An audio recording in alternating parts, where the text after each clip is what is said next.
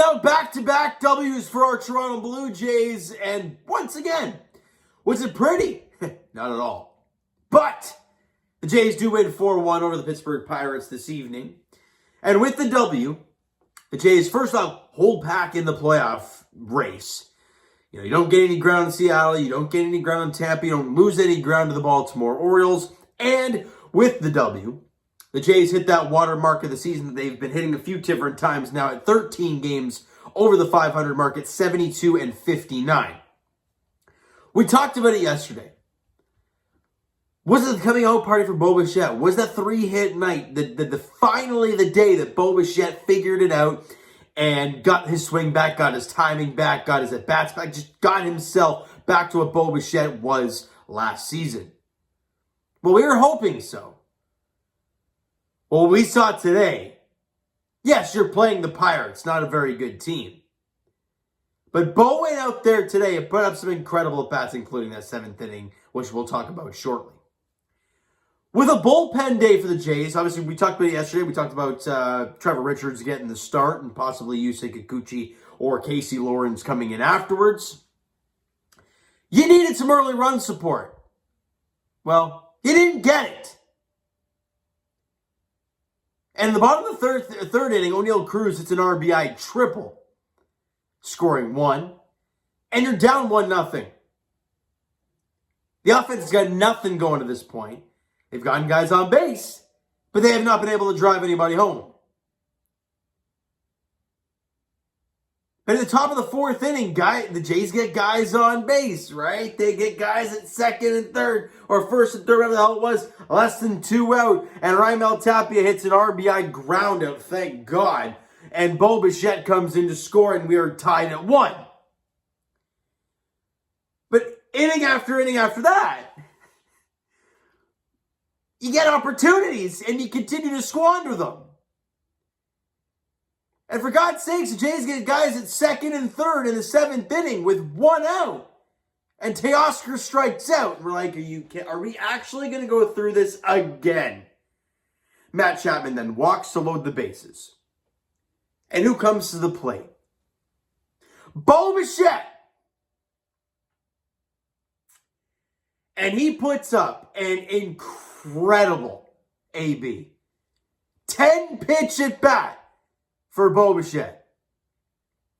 And he gets a 92-mile-an-hour fastball in the inner half, middle in, and he turns on it and rips it down the wall over the third baseman into left field for a base hit, but it goes all the way to the wall. In comes Matt Chapman. In comes Vladdy. In comes George Springer.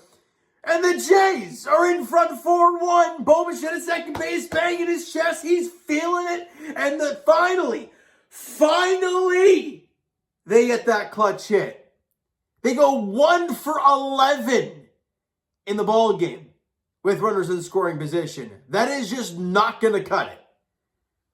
But you get the big knock in the 7th with 2 out and the bases loaded and a 10-pitch AB. And Bo Bichette is the one that drills home 3 runs to give them the 3-run lead. Incredible stuff from Bo today. He was remarkable yet again. And oh yeah, by the way, in the bottom half of the 7th, that little chopper up the middle, Bo grabs it, fires on the first, a seed right to the chest of Vladdy. Gorgeous play. The confidence is just oozing out of Bo Bichette right now. And we talked about it yesterday, right? You need him to get hot now. Because other guys, they haven't got it yet. Now, let me take you back, Jays fans, to game 1 of that 6 of 7, where they won 6 of their last 7 games. The finale at Rogers Center against the Baltimore Orioles. Who's the one that got that big knock? George Springer. What happened after that? The floodgates opened and the Jays won 6 of 7. Now, I'm not going to use that as the same sort of, at bat as we did today. But the Jays, I don't know if they were 0 for 10 with runners in scoring position going into that AB specifically, because they did have they had Bo Bichette at second base afterwards, and they didn't score a run. So maybe like 0 for 9 or something like that with runners in scoring position in the ball game. And Bo gets that one big knock. Is that the knock that turns the tides for the Blue Jays with runners in scoring position? I don't know. We'll have to wait and see. But that hit today was massive on so many levels. Bullpen day, your offense struggling yet again, and a guy that's been harped on so much this year comes through on back-to-back nights. Beautiful. Beautiful stuff from Bo. Now, before I forget, Santiago Espinal gets hit in the hand, leaves the game, gets x-rays, they're negative. So that's a good sign. But I don't expect to see him tomorrow because obviously with a doubleheader coming up, you kind of want as many players available. But again, if he's not ready to go, you don't use him, especially in a doubleheader. But you got the finale tomorrow, and tomorrow can be that trap game because everyone's looking forward to that doubleheader against Baltimore on Monday. But before we look at that and tomorrow's game, George Springer went 2 for 4 in the ball game today with a run scored and a walk, and he was having a big offer lately, so to see him go 2 for 4 was really nice today. Bo Bichette went 2 for 4 with a run scored, had 3 RBIs, obviously. But again, the Jays' offense struggles. 6 hits total, not good enough. 8 strikeouts, and they walked 4 times. So they walked like 7 times yesterday. They walked 4 times today. They're getting the base runners. They're not driving them in. So we'll see what transpires tomorrow. But again, another day for the offense that just does not wake up. And when you go to Baltimore, it has to be awoken if you want to win that series. Pitching-wise today, remarkable stuff. Like, just fantastic. Trevor Richards got the start, or the open. And they went 2 innings, allowed 1 hit, 1 base runner, and struck out 3. It was fantastic. Heck of a job from Trevor Richards, especially since the offense didn't get him any run support early on. He did a really nice job. Yusei Kikuchi, doing Kikuchi things, right? 2 1/3, allowed tons of hard contact, allowed 4 hits in the game, allowed 1 run, obviously the RBI triple to O'Neal Cruz. Walked 1 guy, though, over 2 1/3. That's nice. And struck out 5 dudes. Like, again, it's Kikuchi. Gets 7 outs total, 5 via the strikeout. Yet he gives up hard contact when he's in the zone. It's just wild. It's such a weird pitcher. But again, 1 earned run between Richards and Kikuchi in 4 1/3 innings. We'll take that any day. And to that point, it was a 1-1 ball game. So, like, that's crazy stuff. You got to find a way to win this ball game. And shout out to Jimmy Garcia, guys. Shout. And you know what? The guts, and finally, you play to win a ball game. John Schneider, you know, you're so used to seeing, Jimmy Garcia in the 8th, Simber in the 7th, or Bass in the 7th, or Bass in the 8th. No. You saw a big situation where there's a 1st and 2nd, less than 2 out. You pull Kikuchi. You're not letting this thing get out of hand. You're not even letting them get the lead. You know, excuse me, guys. Oh, I'm sorry that my aunt is going to see that and she is going to kill me. But you know what? It's okay. It's 11:40 at night. I don't have a Kleenex around me. I apologize, and I totally apologize. But anyways, the guts and the brain on John Schneider after Kikuchi gets the first 2 guys on base, but then strikes out a guy, to not even let him try and get out of that inning. It's like, no, enough. I've seen enough. Jimmy Garcia comes out in the 5th inning, but a massive spot. And he gets a ground ball double play to get out of that inning. Then he goes out there for the 6th and does allow a base runner.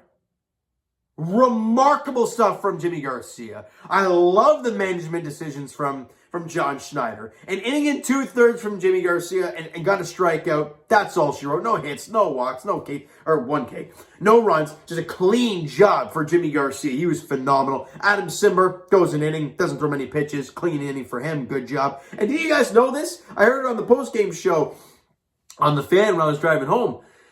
By the way, the reason I'm late, I was at the Burlington Rib Fest with my girlfriend and her sister and her boyfriend. So that was a lot of fun. That's why it's a late video. And I heard on the radio after the game that Adam Simber has appeared in the most games in the big leagues this year. 62 appearances. That's the most of any player in the bigs as a pitcher. It's crazy. And he did a great job today. Anthony Bass got into a little bit of a sticky situation. Went 2/3 of an inning, got a couple hits against him, had a strikeout. But again, John Schneider being like, hey, everyone's available here. We got a lefty at the dish. Let me get Tim Mays out there. Gets the punch out to end the inning. And then Jordan Romano goes out there in the 9th inning. And you know what's happening there. Save number 29 for him. Clean inning. No hits, no walks, no runs. Couple strikeouts for Jordan Romano. And the Jays win it 4-1. They do what they're supposed to do. Win a ball game against the Pittsburgh Pirates. Again, was it pretty? No. The offense still struggling. 1 for 11 with runners in scoring position. You have 6 hits in the game. That's not good enough. But again, pitching-wise, was great. And I'll tell you guys this, and this is not a hot take, this is just kind of what I believe. If the Blue Jays starting pitchers outperform the Orioles starting pitchers in that series, the Jays will win that series. I'll say that much. That's it. Because our bullpen has really shown a lot. And their bullpen is great. You know, and if our starting rotation can contain the Orioles and we can get to their starters a little, I don't know. It's going to be a wild set. However, we have a game before that.